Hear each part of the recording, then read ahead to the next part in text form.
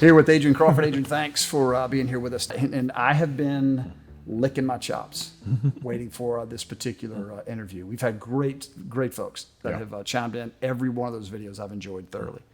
But I knew with you I was going to be able to go pretty broad and wide and just talk. And so almost like, let's just wind you up and then boom, let you go.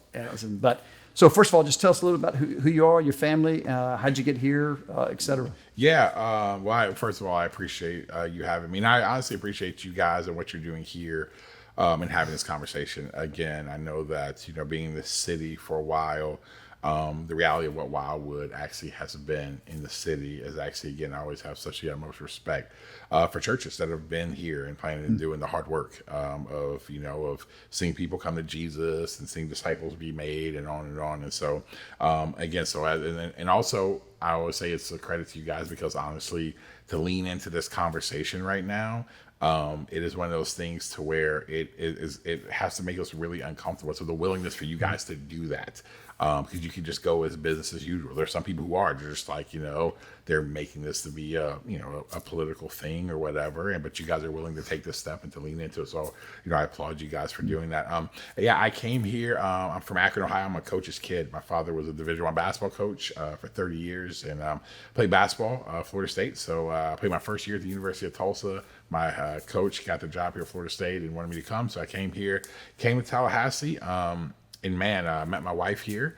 My wife was a golden girl here. So I tell people, first thing I ever said, I wasn't a Jesus follower at the time, but first thing I ever told my wife is like, when we're getting married, you know what I'm saying? So I tell young guys, I'm like, listen, man, it's like shoot or shoot. The rim's always open. You never know. So I was fortunate enough to land a golden girl. I came to faith. I came to faith while I was here. Honestly, I was 19. First time I ever heard the gospel preached at 19. I mean, I grew up as a African American, about Jesus.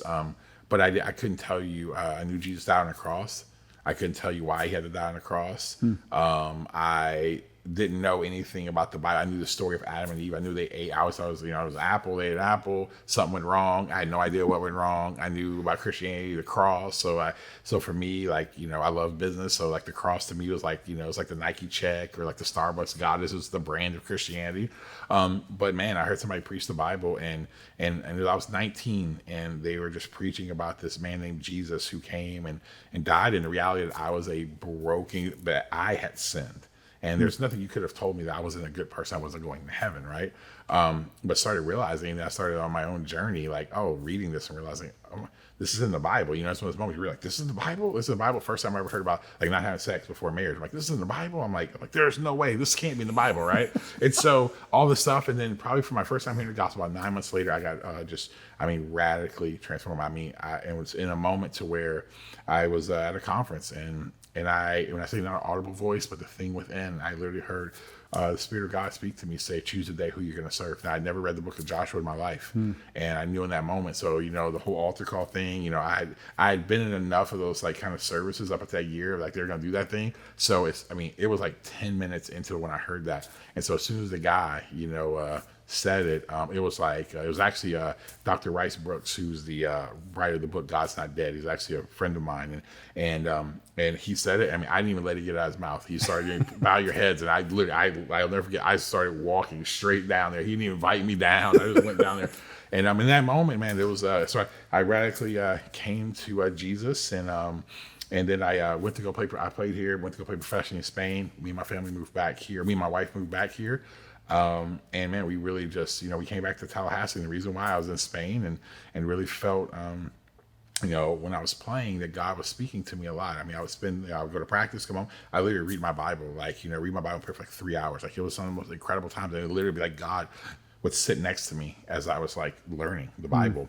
And I felt God telling me, and he gave me my life verse during that time. It was Matthew 6:33, seek first the kingdom of God and all his righteousness, and everything will be added unto you. And I felt God says, if you take care of my business, I'll always take care of you. And I started literally, I was like, well, where can I go to build God's kingdom? And so a bunch of my friends who were all athletes, we all got saved at the same time. And so we all just let's move back to Tallahassee.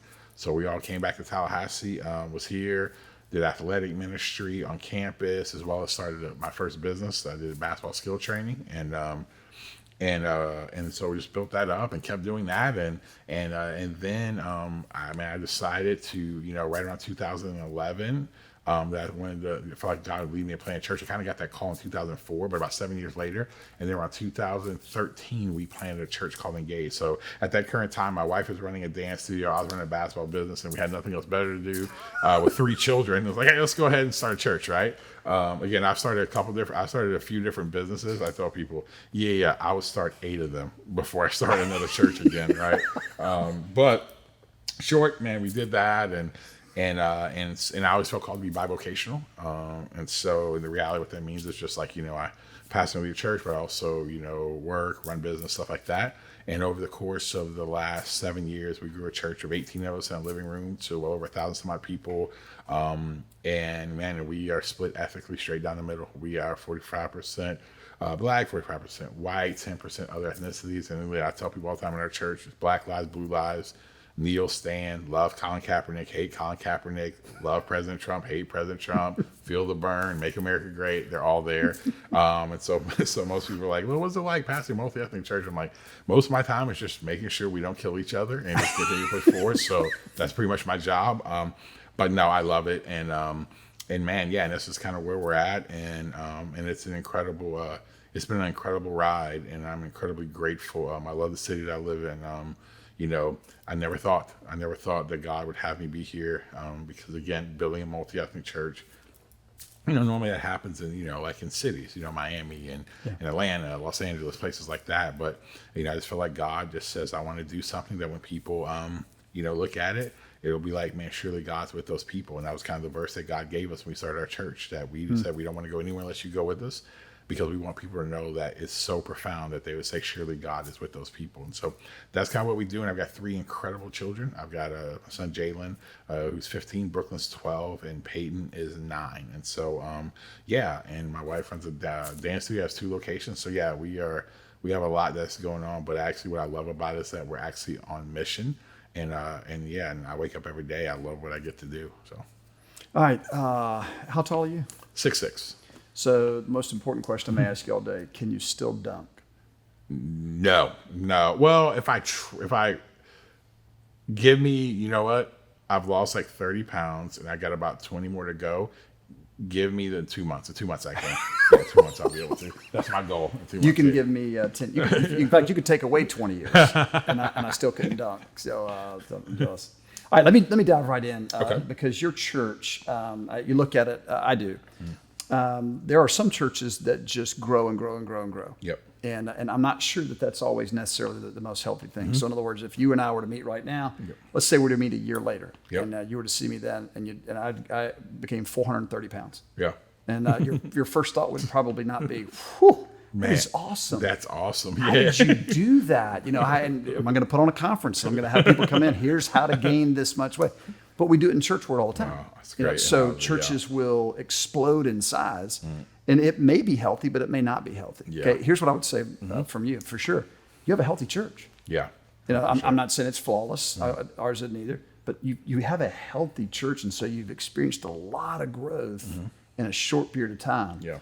But you've got 2 leaders that came from Wildwood that when they told me we want to go to Engage, had a great conversation. Yeah. I said, yes, go.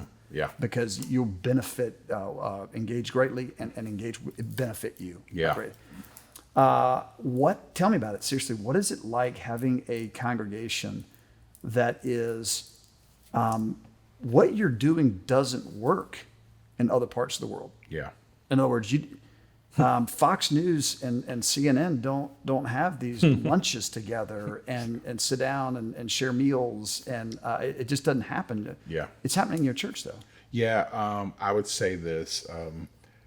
We have one of our values at Engage is diversity, and every one of our values we have kind of an axiom, and our axiom for diversity is called make room.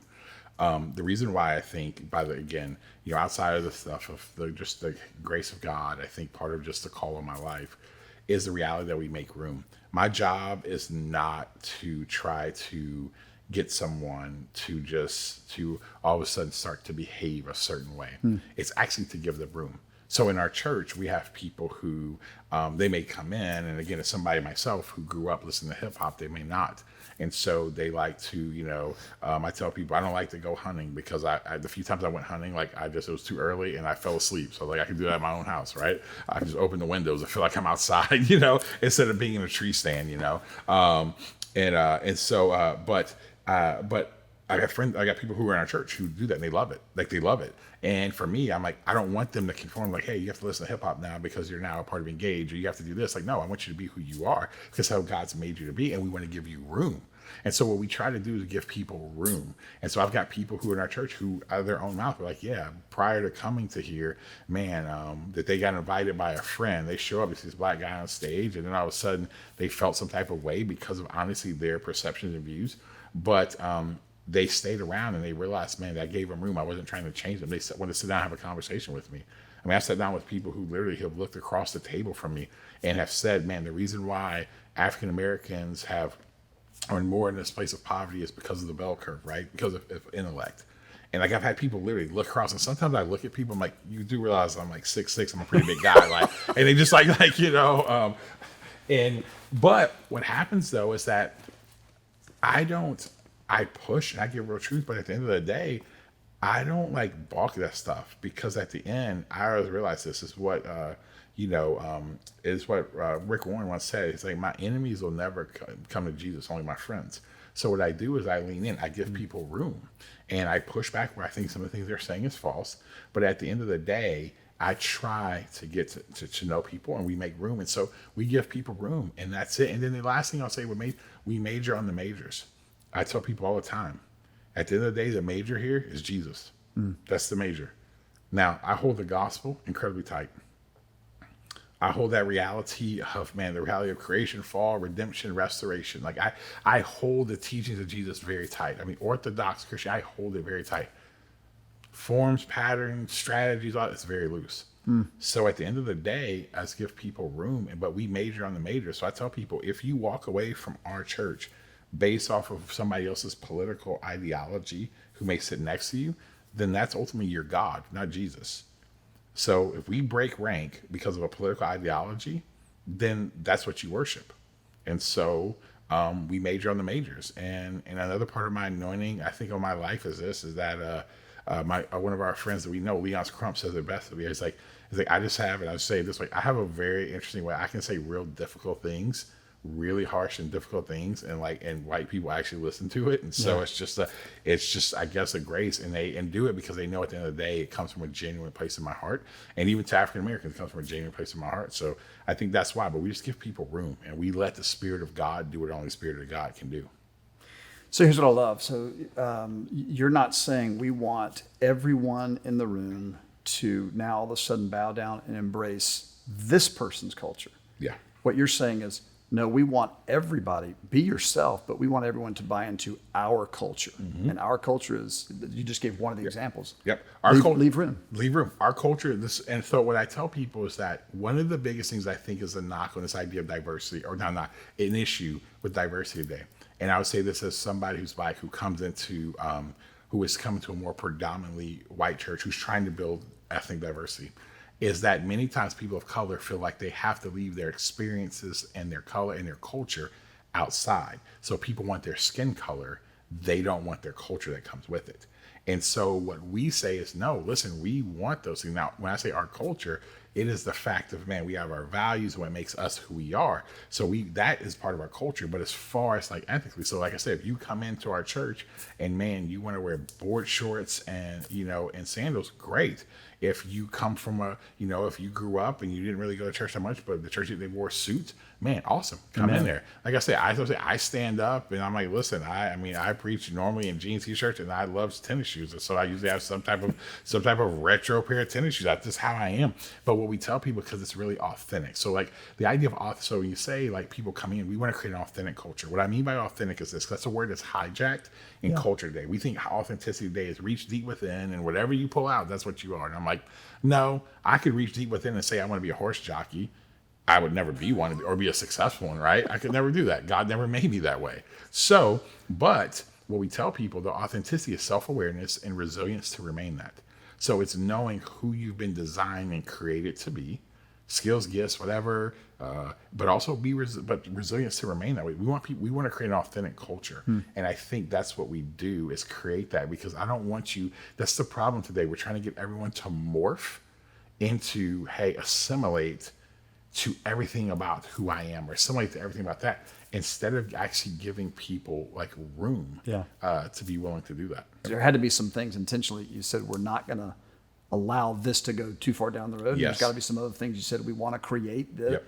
So I know that doesn't happen accidentally, because we don't see it happening in the rest of the world accidentally. Absolutely. And I'll give you a very quick example. That would be the idea of with worship. So again, we have our main demographics, 18 to 35 year olds. Okay. So the type of worship mainly, you whether if it's no matter what, elevation to, let's use elevation worship for one, or Hillsong or something like that. Well, what we can do is that for those, I tell people, so I had to tell our worship team one time, because though we had a multi-ethnic group of people leading worship, but for people who come in who are African-American, they're coming more from a gospel kind of thing. So they have to take a big step when they walk into our world.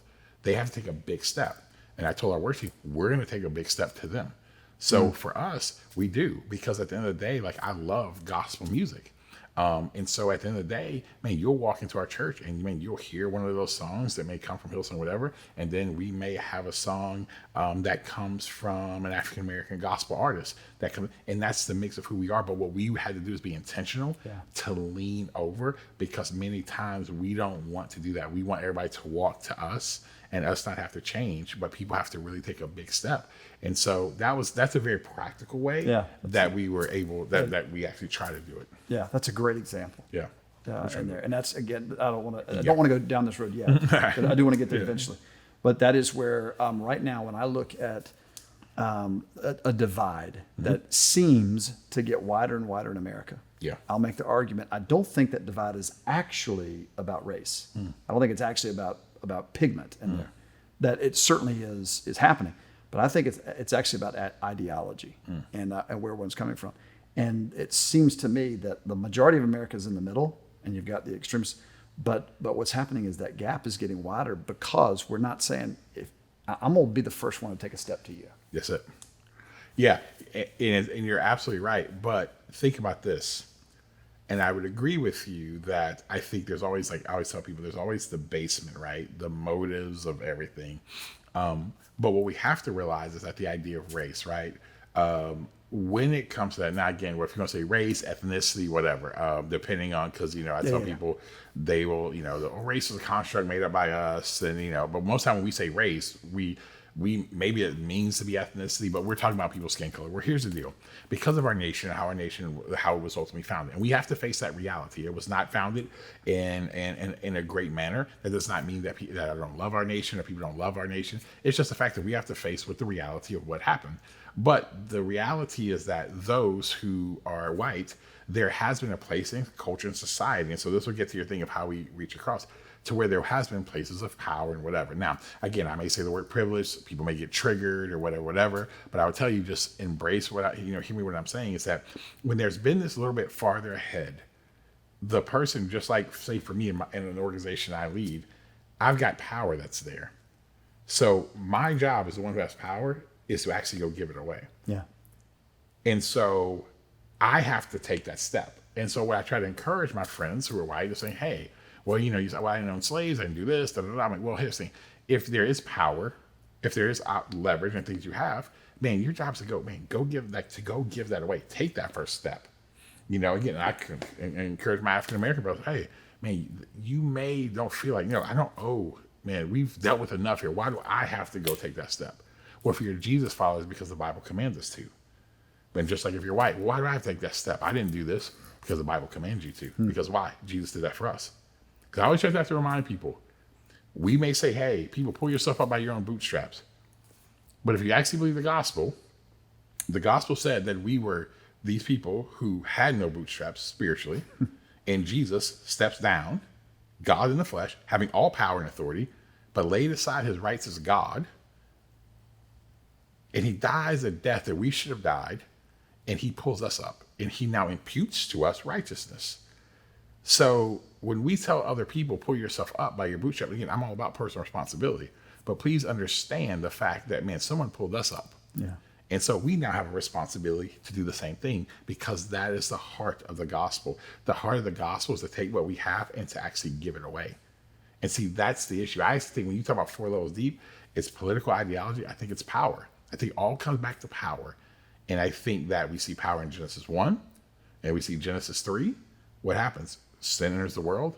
Human beings still go take the power and they create and make, but we get to Genesis 11, they make it all for themselves. It's to the height of human ingenuity in that moment.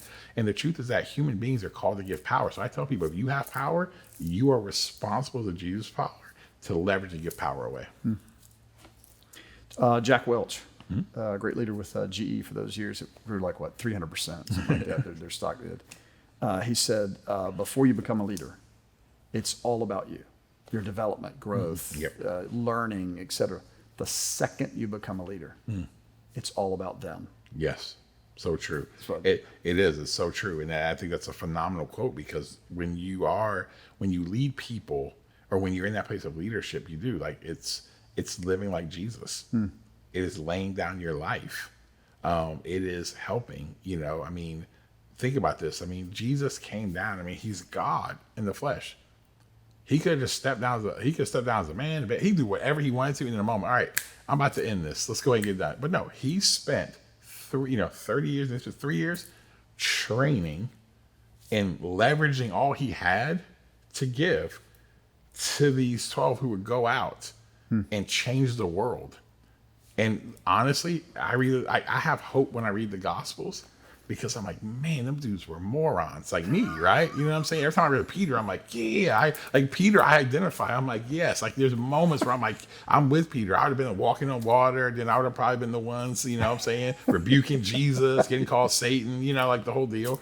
But I read it. But again, you watch Jesus, like, the people, like these young boys who, like, they were like hard-headed and all this stuff, but he invested, he gave away. So how much more should we? Like, what did he gain? I mean, I tell people, Jesus came in the world with nothing. As a baby, nothing. He died on a cross, stripped naked, left with nothing, even to the point where his actual spirit, he gives it up, simply for this, so that we could have everything. Yeah. And so the audacity that we would ever have as Jesus followers to not leverage every bit of power we have for those who don't have it is not living according to the gospel. Yeah, to say, I want to keep power. Yes. Again, in whatever context that is, it's actually antithetical to the gospel. Absolutely. Let's stay on that for a second. So when I think about America, and I'm right now I'm focusing on the American church in here, because this is the place where you and I have the most amount of influence. Yes. And I don't mean because we're pastors. I mean, this is, we believe that God has called the church to be salt and light. Prevent lower the speed rather, or rate of decay that's going to take place in the culture, but then also be that which points to truth. There's a better way, there's freedom, etc. So the church would be a city on a hill, a beacon. When you think about the church in America, and we think about this idea of power, if you were to say to me, to Wildwood, to churches in general, what does it look like from your perspective? How could Wildwood help in this of churches looking more like America looks like? Yeah. And by the way, you and I have talked about this. It doesn't mean that every single church needs to have 13% black. Yeah. We don't mean that, but we do mean that it reflects what Paul talks about. Yeah. This new humanity. So. What I would say is that I'll talk about in general with this, and then I'll get specifically with Wildwood. I have friends of mine. I have one of my best friends pastors in Corvallis, Oregon. Okay. So if you've ever been to, Corvallis, Oregon State, great place. Now, when you go to Corvallis, there's not a lot of black people in Corvallis, right? Like, you know what I'm saying? And again, my friend, pastors in Corvallis, I always joke. I'm like, dude, every black person in this city goes to your church, like everyone, right? You know what I mean? There's like 50, and they're all here. But my point is, like, he reached his heart. He has a heart so much. But for that, but when it's all said and done, his church is going to be 98% white because that's the culture around him. But what he does is he does such a job of leveraging that in order to pour into places in Portland and other places that are reaching across the ethnic lines. I think what you have to realize is I think so many times we get caught up to, hey, we have to have a diverse church, meaning that we have to have all these different races that sit next to each other in church, right? I'm like, well, first of all, it has to go deeper than that because I'm like, we do that at Starbucks, okay? So like we're the church, so like we shouldn't get up. I have to tell people I shouldn't get an applause because of our church looks like a Starbucks when you walk into it, right? I'm like, I shouldn't get like a hand clap for that. But what I would go down to is the fact of like when someone like here at Wildwood is because there's a reality of affluence and like kind of affluence and influence, right? There's resources financially and there's the idea of influence, whether if that influence be in the business space, that's in the political space, and in education, government, wherever they find themselves.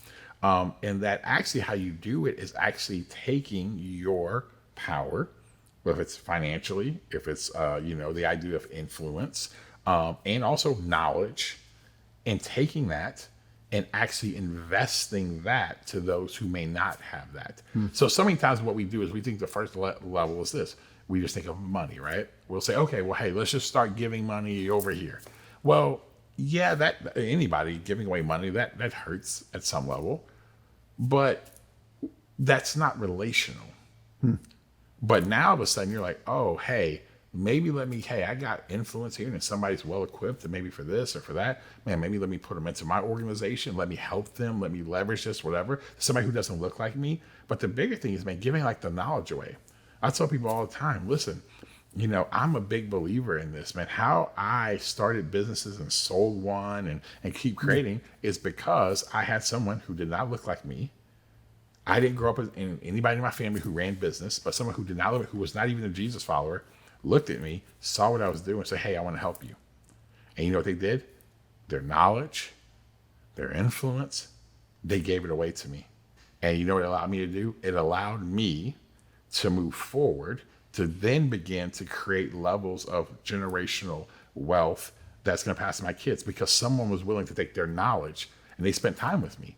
And so I tell people, it's not just about just give money, because everybody starts, well, what do I do? What do I do? Right? In this conversation race, what do I do? Like, I don't know what to do. What do I do? I'm like, oh, it goes back to Moses. What's in your hands? What has God given you? Go give it away. Go give it away. Go begin to leverage that to help people. Listen, we have a huge wealth gap in Tallahassee. And I'm not saying, hey, your job now is go and give all this money to fix the wealth gap. No, we can't do that. But what you can do, if you're a business owner, if you're a leader, man, start using to go, hey, I'm going to go not only invest in trying to help raise up minority entrepreneurs, but also I'm not going to just give money. I'm actually going to help make sure they're successful. See, now that begins to change the game. Because what I'm trying to say is, listen, like, it's fine. Listen, we have to give our brother a coat, if they're cold. Sure. But man, I hear a lot of people say a lot of times, hey, when they talk about the political ideologies, and I'll kind of make this short, political ideologies, one group will say, hey, man, you gotta feed somebody. If they're hungry, give them a coat. The other group say, hey, man, listen, you gotta teach them how to fish.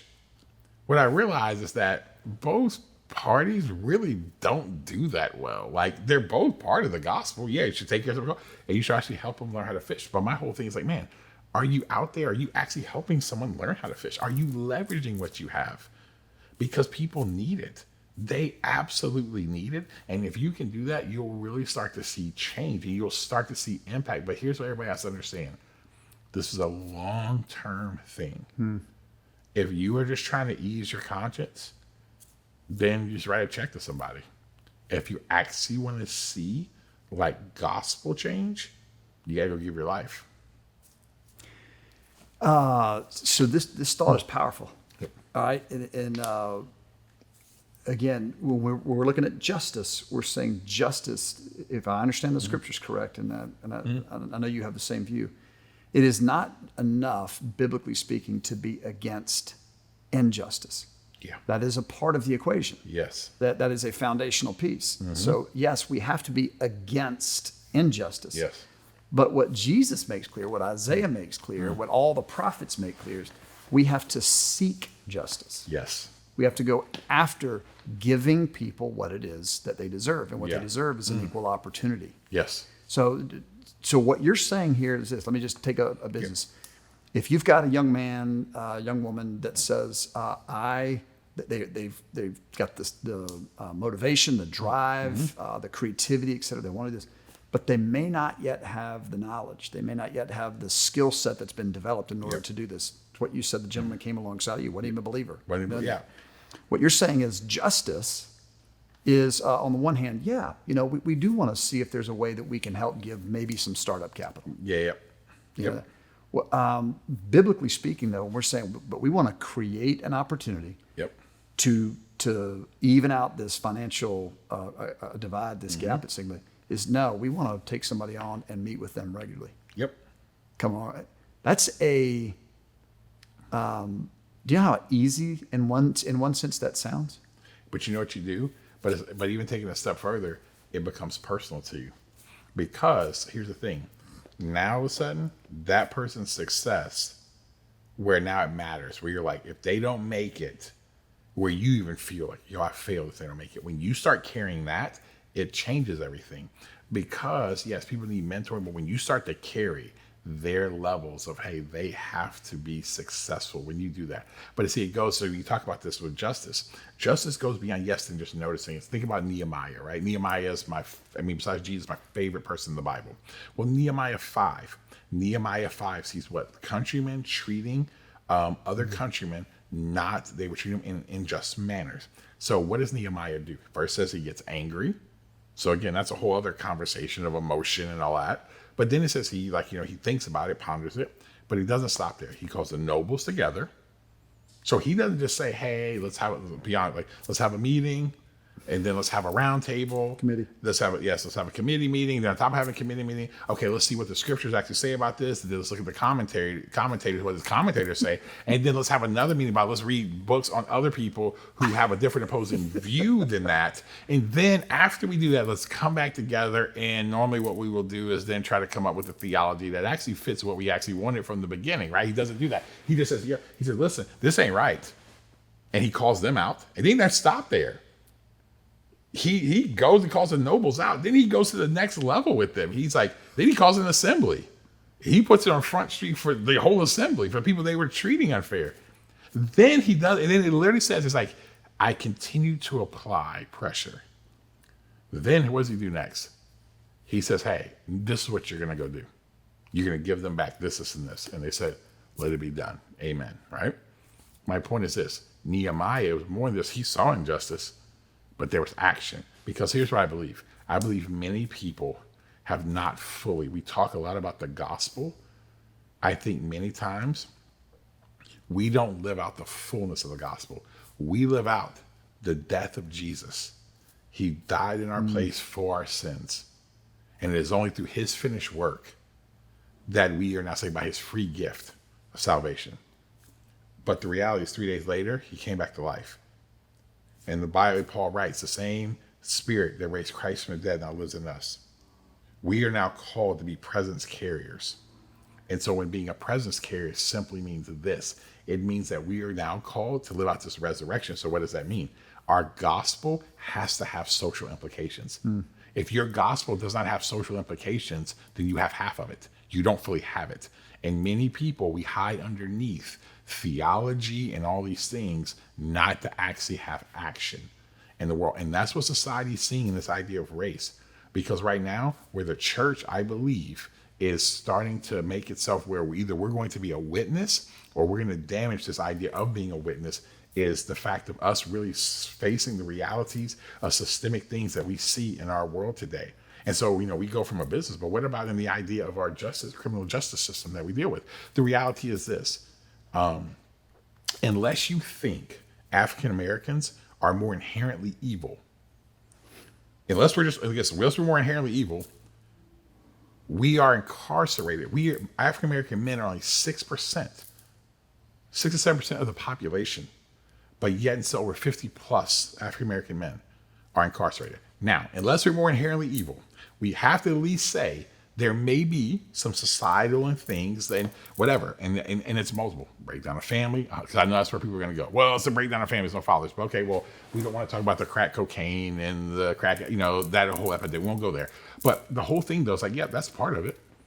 But can we not say that there's not that the idea of wealth disparity, that doesn't matter, schooling, education doesn't matter, all those things, they all come into it. And so if you're working in education or if you're working in government, what are we doing? That's one of the things I want to see right now. I want to see politicians, and maybe there's some in Wildwood to do this. Stop running to keep trying to get elected and actually run and govern people. And what's the best thing for people? I'm telling you, that's all I'm looking for. I can't wait to find a presidential candidate or a senator or someone to say, you know what? If I found one candidate, you know what? The other side, they got some good ideas. Yes. I would never do this. I may walk around with a sign marching for them. Like, just because we've lost the ability of what we talked about earlier, people to lead and just say, man, can we just actually, what's best for people and leading in that? And I think that's a practical way to see justice happen. And I think that these are all ways where, man, if you're an educator, what are you doing to use the knowledge you have to educate other people? I take this as someone who's dealt with a lot with mental and emotional health. Some of my biggest impact, it's amazing. Some of my biggest impact in life have been with the teenage range of white youth in Tallahassee because of some of their mental health struggles. And what do? I leverage my power as a black man to go give it to them. Because why? And this ain't a white Northeast Side issue. Kids killing themselves, that's not a white Northeast Side issue. It's a Tallahassee issue. It's a humanity issue, so that makes it my issue. Just like when people weaponize and say Chicago, there's black on black crime. Well, does it ever break your heart that those are image bearers dying all the time? Because if that's all you can do is point that to weaponize that in order to prove your political point, there's a deeper issue that's in someone's heart. Sorry, I didn't mean to go that far. No, that's good. Again, this is hurt. That's what we're trying to do. We're trying to listen. I want to go down what may be feel like a dangerous road for, let's do it. For some folks. I contend that when you look at since the civil rights movement, and then statistically we know that right now in America almost 3/4 of all children born into from a black mother will be born into a single parent family. One way to look at that is to say, well, see, there's the problem. Yep. I tend to think there's reasons for that, and there's reasons for that could be addressed. Yeah. And we could have some potentially some long-term solutions, and there'll be that. But I'm not black. There's a certain level of fear on my end that says for me to speak into that in any kind of a public nature, there'll be come on, man, you're white, you can't speak into any issues, et cetera, that are black. Talk to me, to others who say, look, we want to seek justice because you and I, by the way, people may not know this, there may be one or two things that we disagree about theologically. Yeah. And it's okay. Yep. God's going to forgive you. You're going to come around on baptism. You're going to start baptizing babies. It's going to be okay. But there's so little that we disagree on. Yeah. So little. Yeah. On there. Talk to me. How can I, as a 49-year-old white male, speak to issues of injustice that are positive, productive, helpful, et cetera? Does the question even make sense? Yeah, it makes complete sense. I think the first thing is this. I think the first thing is about, one, I think it's doing what you've been doing, is educating yourself, right? I think that's the first thing, because I think when you can begin to educate yourself, and not just having knowledge, you can spit back stats and whatever, but actually educating yourself, and not just in reading books, but actually spending time with people who don't look like you, because you want to educate, because many times when you get to learn about something, then you can actually begin to get inside of to feel the pain of it. See, most people don't listen, this is one of the biggest conversations of why we cannot move forward with the issue of race in our country, is because we are very emotionally immature as people. We don't like to feel pain. We don't like to feel pain. We don't like to feel bad about ourselves, right? At all. And it doesn't matter how old you are or whatever. We don't like to feel bad about ourselves or feel bad about a situation. But when you start talking to someone and dealing with the reality of really kind of the walking of, say, let's say, of Black people within this country, to feel the pain, to lean in and to learn, to educate. I mean, I tell people all the time, again, people look at me and they're like, well, this is what I tell people. They look at me all the time. Like, look at you. You made it. You did this. I tell people, I was one of the top 50 players in the country out of 700,000. I'm in the top 1% of what I do. I by the grace, got pastor of church now in the top 5 or 10% of church, whatever those stats are in America. Like, everybody, you can't point to me. I'm not the norm because there's so many of my friends who did make it. And again, yeah, we could say, well, they didn't work hard. They didn't do this. They didn't do this. But man, regardless, the circumstance behind. So I tell people, feel their pain. Feel the pain of man, and again, my experience growing up. And I mean, it's the 1990s. My parents were moving. And they come into our house to sell it. And realtor, she's a super nice lady, white lady, says, hey, if you want to sell this house fast, you got to take down all your pictures. She's like, I hate to say that to you. But if somebody walks in here, a lot of people are not going to be okay with the fact of somebody Black owning a home like this. Okay, parents. And this is normal for my parents. As a Black man, having to always make myself feel like I'm very emotional, right? And so I have a big personality and so sometimes I have to calm that down, because why? I want to make people not to feel threatened by who I am. The fact of the matter is, in our own city we live in, going to look at real estate, I never go look at like real estate. If I'm going to look at commercial real estate with someone who looks like me, why? Because I've had it happen a few times where people 100% dismiss us, won't get called back, nothing like that. It's okay. That's very small in the reality of this. And I'm a well-adjusted Black man. But man, there are people with a lot of pain and a lot worse stories than my story. And I tell people, you need to know their story. You need to lean into their story, because when you get the knowledge, going to what you said, when you get the knowledge of their story, you can begin to feel. It has to go, as John Tyson said, from sympathy to be able to have empathy, but also then you got to begin to have agony. Do you ever agonize over a people? Does your heart break with the realities of what we see so many times today? Does your heart break that the fact that you watch a George Floyd, 8 minutes and 40 seconds, lose his life? See, what I want people to understand sometimes, and why, and again, and this is and I'll get really back to like very practically of how you get involved, is that so many times for African Americans in this country, we feel we have to lose our minds in order to actually get people to pay attention. We have to scream and yell, and we have to riot and protest and do all that. Why? To just pay attention. Because what you saw with George Floyd has been happening for Black people for a long time. We just now have cameras to show it. We just have cameras to show it. I could do this right now. I could hand you my phone right now. And if I hand you my phone right now, and I'll let you say, hey, pick 10 people on my phone. And you could ask me, are these 10 people were African American men, whoever, in my phone? I promise you, if you called every last one of them, they would have a story of policing and not in a healthy way, harassment, every last one. I tell people, we didn't have a secret Black people meeting that no one knew about to say, hey, let's make this, hey, we're gonna let everybody know, man, that police all treat us this way. No, it wasn't a meeting. Like, you know what I'm saying? There was no email, there was no direct message sent for this. There's no evite to this meeting. No, it's just part of the experience. But here's what I would tell people to feel that. And let me tell you this, and me saying that, listen, does not mean I am anti-police. I actually believe that police officers, majority of them are good men, good women, who just want to get home to their families and do all those things. But we also have to say, too, that there are some things that are there, that there are problems that are there that need to be addressed. So my point is that when you can begin to feel someone's pain, it should make you feel some way. If you watch Ahmaud Arbery be shot,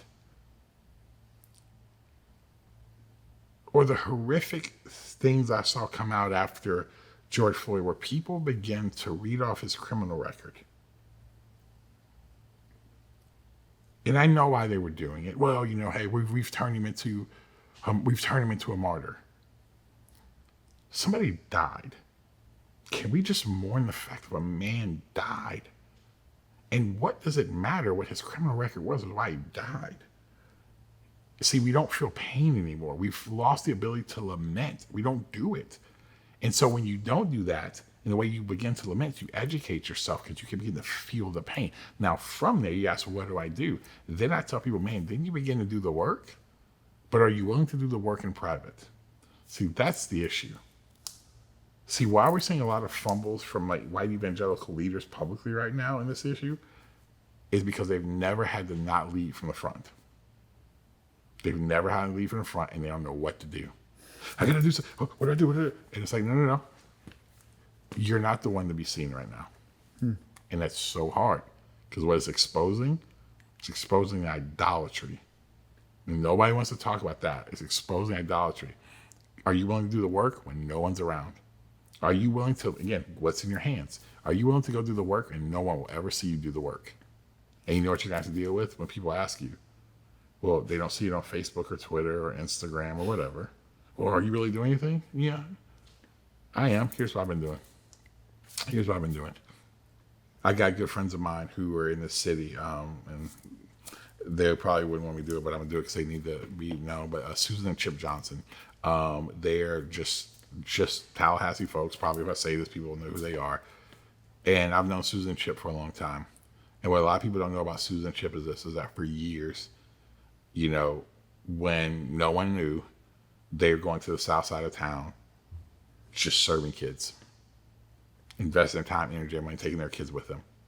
They live on the south side, they've done it. And I tell you what, and I use them because they're a very common story of everyday people taking their power to go help and to serve. And I was on a meeting with them recently, and just their heart even more to go do it. And they don't do it. Listen, they don't ever put it out. You're never going to see it on social media. Most people have no earthly idea they do it. But because it bleeds in their heart, they go do it, and they don't look for any credit for it. They're not doing it. And you know what? Most people, when it's all said and done, unless I say something publicly like this, they'll never know that they give not only do they give their money, they give their time to it.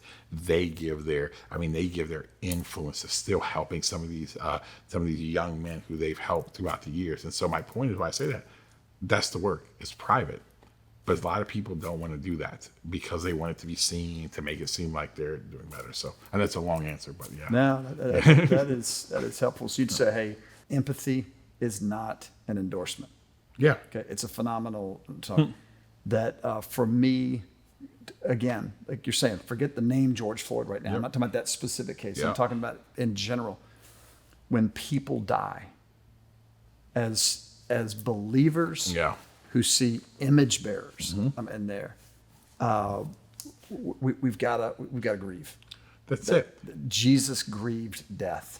That's why he cried in the Gospel of John. Absolutely. But I also would say, why, it's not that you shouldn't say anything, but it's like, man, when you say something, there's weight behind when you say it. Because just like us, being in ministry and stuff like that, there's stuff about, man, when you sit there with someone who's older and they've like been through it and you talk to them, they say simple things, but it's like so much weight behind it. Because why? It's wisdom. Because it's knowledge clash with real life. And now what's come out of that is like, oh, I had this is the knowledge I thought, now it clashed with real life. And then they've processed through, they've worked through it, and they remain faithful. And now when they give it to you, you're like, oh, that's gold. That's gold that they've given you. And I think that's what happens. Not that I tell people all the time, no, I think there should be people who, it doesn't matter what color you are, man, that like speak up. Yeah, absolutely. But what I try to tell people, but make sure if you're like speaking up and leading, there's wisdom and weight behind it because you've done work.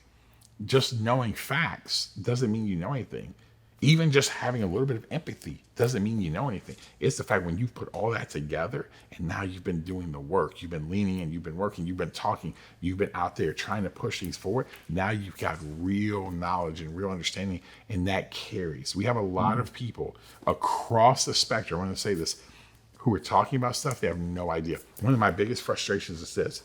In this whole conversation, even about, all these companies doing diversity and inclusion and stuff like that. A lot of people they're hiring have never built diverse spaces in their life. They've never built them. So that's why it doesn't go anywhere. And what I'm really believing God for is for people to be released out there who actually are practitioners. I tell people all the time, you can talk to me. What I talk about is this. It's real life to me. It's not theory. It's not something I read in a book. It is real life. I can build diverse spaces for whatever reason God has graced me to do it. So when I talk about building it, I do it as a practitioner to where people come in, and I'm not talking about people who look different. I'm talking about people who have different political ideologies. There's sometimes people, hey, listen, theologically they major on the majors, but some things they like, I don't know if but they fully agree with that, but then they walk together. Why is that? It's because at the end of the day, over years of my life, it has been worked through in the absolute, just pain. Let me tell you this, building and living diverse world is painful. To white people, I'm too black. To black people, I'm too white. It's painful. But at the end, I just tell people, under your greatest places of pain, usually you find your greatest sense of purpose. And I think you have to dig underneath that. And so I want to tell people, man, speak up, do it. But make sure you got something to say when you do it. That we all preachers could abide by that. And, by the way, I've heard this for years too. I'm too liberal to be a Republican, and I'm too conservative to be a Democrat.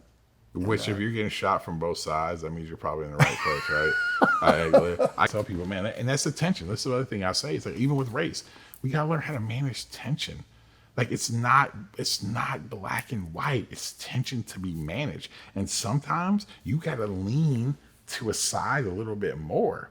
So right now, for my white brothers and sisters, in this moment, you're gonna have to lean a lot more, because please understand this, people of color have spent all their lives leaning to here. Now, what people struggle with, you're having to do that, and you're like, hold on now, I don't know about that. Oh, that's, well, listen, it's, that's not how we build diversity, Well, I'm like, well, listen, no, you have to understand, you have to lean into it. And this is not a political thing. I don't care what the left or right has weaponized. I don't care what the progressives have done or the radical right has done. At the end of the day, the kingdom of God is what dictates and leads us. And what you see is, Jesus, listen, we had 10 commandments. There were not 10 million. So what a lot of that was like, life is going to have to be a lot of gray and managing and having what? Wisdom. That's why we have this whole thing called wisdom literature, to do what? To try to navigate life and to try to hear from God. That's why he's given us his Holy Spirit. Why? Not so, again, I was, I'm a reformed charismatic, right? So I'm a unicorn, right? So I'm a unicorn, reformed charismatic. So I tell people, listen, he didn't give it, he just give the Holy Spirit. So, man, it's just so the hairs on my arms stand up in worship. No, he gave it to me that actually, as I go through life, that I could be a witness. I would have wisdom as I walk through life. And I think many times we need to begin to cry out for wisdom in this world, because, because there's cliffs and everybody's starting to move to one side or the other. And I actually think there's always that third way, and it's the kingdom. And that kingdom, it's just managing tension. I want to finish on this because, by the way, I earned the nickname. I'm a charismatic Calvinist. There we go. So, I want to close on this aspect, and then, if you don't mind, I want to schedule another round of this. I love it. For us to do, because I've got several other directions that I would specifically love to go and get you. But final word on that. Talk to me a little bit about prophets in the Old Testament. Moses leading the nation out, Joshua. There's not a single leader in the scriptures. Nehemiah, that you spoke to, not a single leader in the scriptures that did not get severely criticized. And people even saying, you've lost your mind. Moses, let us go back. Did you bring us out here to die? Yeah. No, I brought you out here because God said freedom. When it comes to someone who is going to say, I'll just say this explicitly as I can, if you're not going to pursue the extreme right version of justice, and if you're not going to pursue the extreme left version of justice, if you're going to pursue the biblical pursuit of justice, you are going to be criticized. But speak to any person, that's saying, I want to pursue this, and here's what I need to know. I think that it's a real thing. And I think, first of all, it's what Jesus says. It's count the cost. It's going to be very painful. anytime you're trying to lead in a new way, it's always painful. We have this thing in Engage we call, well, we feel one of the things God's called us to do is to launch innovative reconcilers into the world, right? And that's people who are connected to God, one another, and their meaningful work in the earth. Well, even that word, to be an innovative reconciler, literally in the words is pain. To innovate is painful. To reconcile is painful. And so I tell people, to be a minister of reconciliation, what you're signing up for is pain. It's like the old, it's Rocky 3, right? It's Clubber Lang. What are you going to do? Pain. Pain. Like, it's all you kept saying. And I literally feel like that's the walk of Jesus. Like, whatever, pain. That's why I've come to that. And I think why is this so important in this current hour of walking in this and balancing that tension and really leaning in is because I believe you begin to be more like Jesus, and it's going to be painful. We live in a world to where we don't want pain. We want it to be easy. We want everything to be easy. That does not mean that, again, I want to be careful because sometimes people can go way overboard with that and just be like, man, like anything that's ever a blessing or a good thing that you do is like, well, you know, that's from the devil. You're like, no, like, you know, again, I read in Deuteronomy, there, you know, there's blessings, there's good things. I read Hebrews 11. The first half of it, people did some really great things in society's eyes. The last half of Hebrews 11 are people who no one knew about, who died for their faith. And this is the world wasn't worthy of them because they did their job. And I think, but we have to realize this, it's going to be incredibly painful. So one, our communion with God and communing with him daily is incredibly important, incredibly important. And what I mean by communing with God is this: reading scripture, prayer, all the spiritual disciplines. But I tell people, how do you connect with God? That's one of the most important things. It's like, how do you connect with God? I think the other thing is that as you begin to spend time with God, you begin to pray. It's also doing it how you begin to walk through this. You got to do it with community and family. We were never meant to walk alone. We were never built that way. We were built to walk with people. And that's why you have to walk side by side. Because when you fall, or man, you want to start drifting, whichever way you want to drift, you got a friend say, and they pull you back in, right? I've got friends like that with me right now. There's times right now I can get really, really going, really angry. And my friends, they love me. They've been around me for a long time. They'll pull me in. Nope. Come back in here. This is where we're going. And that's incredibly, and I do the same for them. It's incredibly important. So I think, man, communing with God, having your friendships and your relationships, and I also think is also understanding there's a bigger mission that's at hand, thinking beyond yourself. Please, we have a mantra we say at Engage. Your calling in life has everything to do with you and nothing to do with you. Has everything to do with you because it's the one God gave you. Has nothing to do with you because any God-given calling is always about human flourishing. It's always about human flourishing. And most people at their best, they just only think about themselves. So when it's painful and you don't think about a bigger picture, that's why athletics is such a picture of diversity. Why? Because there's a greater mission at hand. That's why you can have somebody from Carroll City and Opelika, and you can have somebody from Brunswick, Georgia, be on the same team, and man, they don't look at each other when you're in the midst of it. You're not looking at each other like, well, hey, man, I know your dad voted for President Trump, and man, hey, I know, hey, your mom probably voted for the lady, for the mayor of Atlanta. So man, we can't get along. So let's go ahead and let the quarterback get sacked. You're like, no, you're like, sorry, chief. Like, no, like we're out there, together because it's a mission. And this is what I'll tell you. That is the issue in the church, and why the church right now, it's only between 6 to 10% of our church are ethnically diverse. And here's why: it's because we have been so incredibly comfortable. The issue, I think, is at hand in God's church right now. He is shaking Babylon out of his church. We have lived in such comfort.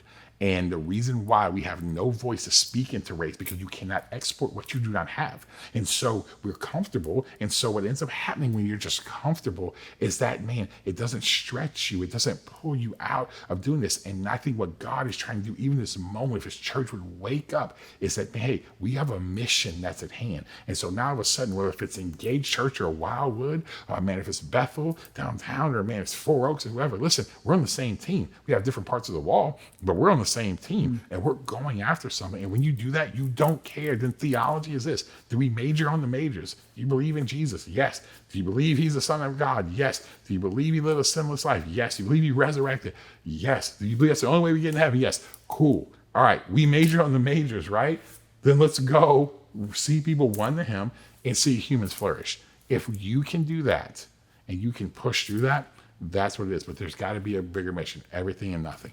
has everything to do with you, nothing to do with you. And if you have that mindset, Yeah. then you really can say, Lord, whatever you choose to do with me. That's it. And if you choose to give me a large platform to influence, great. If you choose to give me a very small platform, then great. But it really is about what you want. And I want to say this, because you said something great as we close, is that you talked about the idea. I think what people have to really dig into is to make sure that we have lived in a world where our gospel and our political ideology are like Play-Doh. We've mushed them together, and now when actual people are starting to pull those apart, you actually feel like someone's pulling the gospel apart. When just maybe your political ideology has been meshed in there. And that's what people are feeling right now. They feel this thing being pulled apart. Because right now, I mean, even something as simple as we talk about like the Confederate statues and all that, and people are losing their minds, man. Now, I'm not saying you just be rambunctious and just everybody's do whatever you want. But I tell people all the time, I'm like, we got statues and buildings named after Confederate, and we'll say it's culture, whatever. But at the end of the day, I always joke, it's a funny joke. I say, like, some of those things need to come down. Because let me tell you this, it's always a group who talks about like participation trophies. Like, they're the ones fighting for the participation trophies in the South. The Confederate lost, I'm sorry. Like, the South is filled with participation trophies. Like, you don't get a thing. So, sorry, you may have to cut that. People may not like that. So, anyway. It's called herd. It's called herd. Brother, can't thank you enough. Oh my gosh, thank you. And we'll do round 2 of this, and that please know that I'm sincere when I say this. We pray regularly for Engage. Oh, thank you. And I do. I believe Tallahassee is going to be better off. Yeah. The more you guys grow, both functionally and numerically. So the Lord's using you. So thanks for being faithful here, man. Oh, I appreciate you. Thank you so much, sir. All right. Look forward to doing this again then. Yes, sir.